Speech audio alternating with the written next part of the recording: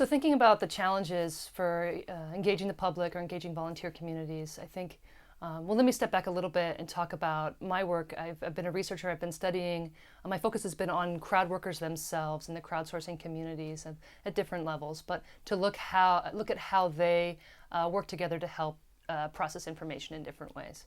But as I look at the challenges for the community, a couple of things that we're missing is I know what they do, and they're getting very good at doing certain kinds of things and processing information in different ways, and they have this capacity, but plugging that capacity into what emergency responders actually need, the kinds of tasks they need completed, the kinds of information they need, I think there's a gap there, and that's one of the challenges. Another challenge is to find is to somehow educate emergency responders so they understand what's going on here, and then that gets into policies. Like, how can they develop policies and procedures for tapping into different types of volunteer communities? So I think those are the next things. I think that's what we're talking about here at the conference is we're talking about these issues. Okay, well, here's what we can do. We can explain really well what the volunteer communities can do. And we're beginning to really understand that, but how do we leverage it, and how do we leverage it in different ways and to meet the needs that they have? I think this question was really asking, what are the unique challenges at different parts of the cycle, right? So there's different types of crowdsourcing and crowd activity that are going on, and I've actually looked at not all parts, but different parts. So we've got this aspect of people putting information into the system as citizen reporters through social media.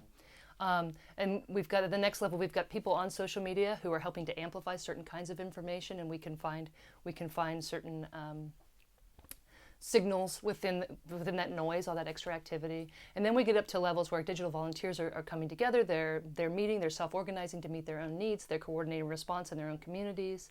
And then we've got these very structured platforms like maybe Ushahidi, OpenStreetMap, that are technological platforms that are trying to shape certain kinds of crowd work. So we've got all these different things, and sometimes they work together, so sometimes the lower levels actually feed. So sometimes social media feeds into Ushahidi or things like this. So we've got these different levels, and I think at the lower levels we've got some technical challenges.